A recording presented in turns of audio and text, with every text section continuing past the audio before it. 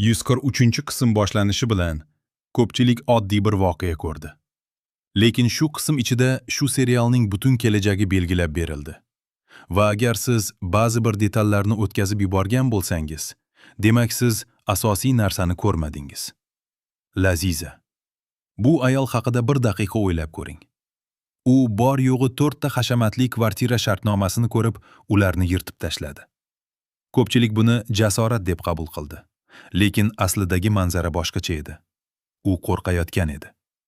Boylik ko'z oldida turarkan, u ularni rad etganda uning qo'llari qaltirayotgan edi.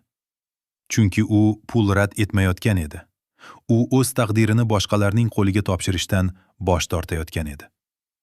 Har bir yirtilgan qog'oz varaqasi bilan u o'zini biroz ozod his qildi. Lekin shu ozodlik uni to'g'ridan-to'g'ri yanada xavfli bir tuzoqqa olib bordi.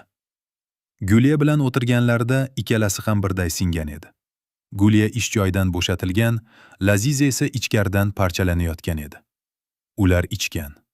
Lekin bu shunchaki mayxo'rlik emas edi. Bu ikki singan insonning dunyodan yashirinish urinishi edi. Diqqat qiling. Guliya butun qism davomida kuchli ko'rinishga harakat qildi. Lekin uning ko'zlarida biror marta ham ishonch aksi ko'rinmadi. U Lazizaga "Mana bu imkoniyat, foydalanasan" deb aytganda, aslida o'ziga aytayotgan edi. Chunki Guliya ham shu boylikni orzu qilayotgan edi. O'zi esa hech qachon bunday imkoniyatga ega bo'lmasligini bilardi. Va keyin o'sha bitta telefon qo'ng'irog'i. Azizbek onasining qo'ng'irog'i. Guliya mast holda gapirdi. U o'zining yigiti bilan dedi va qo'ng'iroqni uzdi. Bu voqeada ko'pchilik faqat kulgili bir holat ko'rdi. Lekin bu sahnaning og'irligi butun qism ustiga yog'ildi. Chunki bu bir so'z bilan Lazizaning hayoti ikki qismga bo'lindi. Oldingi hayot va keyingi hayot. Onasi ushbu gapni Azizbekka yetkazganda, Azizbek nazoratini yo'qotdi. Va Azizbek nazoratini yo'qotsa, nima bo'lishini biz allaqachon ko'rib bo'ldik. Aziz esa Aziz bu qismda o'zining asosiy tabiatini namoyish qildi. U Lazizani mast holda topdi. Ko'pchilik uni g'amxo'r bir inson sifatida ko'rdi. Lekin bir lahzani eslang. U Lazizaning qayerdaligini qanday bildi? U uni kuzatib yurgan edi. Bu odam 4 ta kvartira yuborib, yo'q degan javob oldi, lekin ketmadi. Bunday odamlar sevgi tuyg'usidan emas, balki maqsad hissidan harakat qiladi. U Lazizani mehmon uyga olib ketdi. Bu g'amxo'rlik edi yoki bu yangi bosimning boshlanishi edi? Javob keyingi qismlarda asta-sekin oydinlashadi. Lekin shuni bilish kerakki, xushsiz bir ayolni notanish bir kishi mehmon uyga olib ketganda, ertalab uyg'onganda bu ayolning hayotida hech narsa oldingiday bo'lmaydi. Endi Azizbekning o'ziga qaytaylik. Bu ko'rinishda u ko'rinishda kuchli edi. Lekin haqiqatda u yemirilayotgan edi. Yodgorni olib Ra'no turgan mehmonxonaga bordi. Xadija bilan o'g'lini uchrashtirish bahonasi ostida aslida Ra'noni ko'rishga intildi. Lekin Ra'no unga sovuq qaradi. Uning ko'zlarida avvalgi sevgi yo'q edi. Avvalgi umid ham yo'q edi. U shunchaki charchaganini ko'rsatdi. Charchaganini emas, tugatganini. Bolalarning o'yinini kuzatayotganda Azizbek shu ikki farzandga qaradi va biroz o'zini tutolmadi. Chunki u faqat avlodlarni emas, o'z kelajagini ko'rayotgan edi. Va o'sha kelajak endi uning nazoratidan chiqib ketayotgan edi. Jamshid akaning gapi esa Azizbekni to'liq larzaga keltirdi. Chunki uning singlisi orqasidan yurgan odam tasodifiy bir begona emas, o'zining ishbilarmon sherigining jiyani ekan. Bu ikki yangilik bir vaqtning o'zida keldi. Birdan qasd qilish ham mumkin emas. Chunki bu uning biznesiga zarar yetkazishi mumkin. Birini qo'llab-quvvatlab, boshqasiga qarshi chiqish ham mumkin emas. Chunki bu oilaviy sharmandalik. Azizbek bir daqiqa o'ylab qoldi.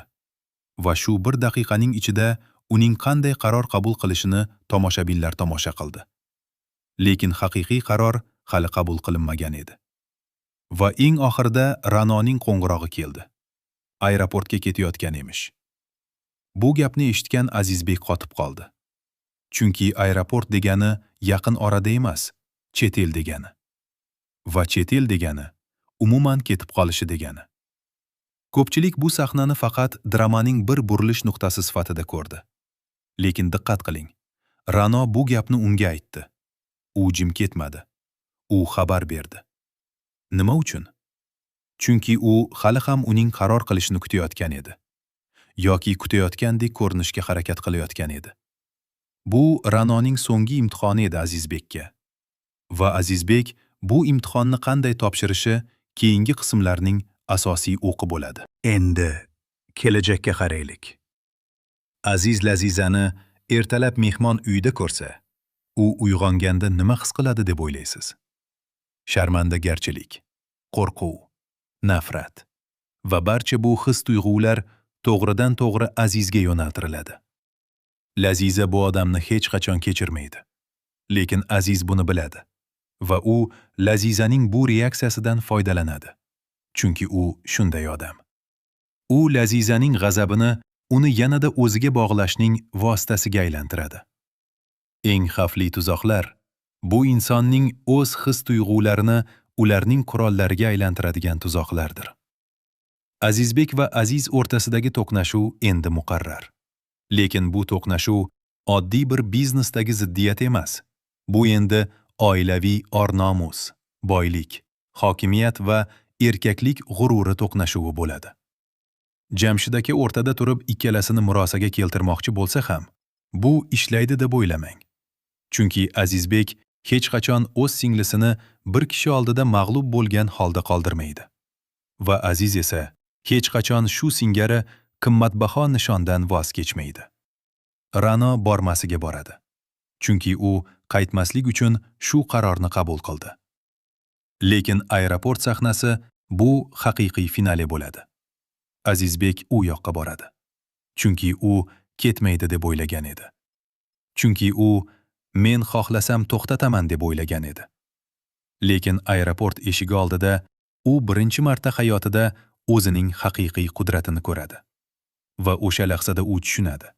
Ba'zi narsalar pulga ham, hokimiyatga ham, tahdidga ham bo'ysunmaydi.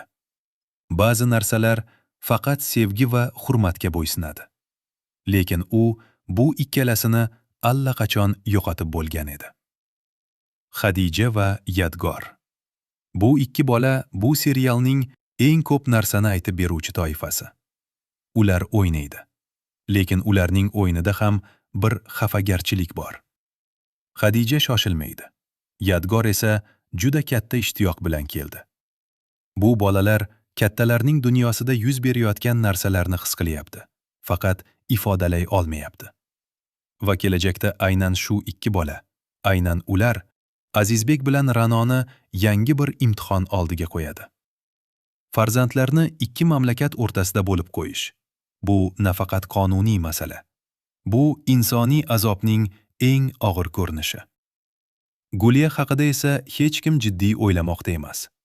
Lekin u bu serialning eng xavfli personajlaridan biri bo'lishi mumkin. Ishi yo'q, umidi singan va endi u Azizbekning oilasiga bir sir aytib qo'ydi. U beixtiyor qildi. Lekin bu beixtiyor qilish uning hayotini ham o'zgartiradi. Azizbek bu gapni bilgach, Guliyaga murojaat qilishi mumkin. Uni qurol sifatida ishlatishi mumkin. Va Guliya o'zining ahvoli tufayli bundan bosh torta olmasligi ham mumkin. Bu rishta hali bog'lanmagan. Lekin keyingi qismlarda bu rishta juda muhim rol o'ynashi mumkin. 133-qism aslida yuzaki qarasangiz oddiy edi. Bir kishi mast bo'ldi. Bir kishi mehmonxonaga bordi. Bir kishi aeroport dedi. Lekin chuqur qarasangiz, bu qismda har bir qaror, har bir so'z, har bir qarash hammasi bitta narsani ko'rsatyapti. Bu serialdagi barcha personajlar o'zlarining eng muhim sinov daqiqasiga yetib kelishmoqda. Va bu sinov oldida ularning har biri tanlov qilishi shart. Qolish yoki ketish. Kurashish yoki taslim bo'lish. Sevish yoki nafrat qilish. Va siz, aziz tomoshabin, shu javoblarni bilib olish uchun keyingi qismni kutishingiz kerak bo'ladi. Chunki rangsiz gullar bu faqat bir oilaning emas, har birimizning ichimizda yashiringan haqiqatlar haqidagi qissa. Va bu qissa hali tugamagan. U hali eng og'ir sahifalarga yetib bormagan.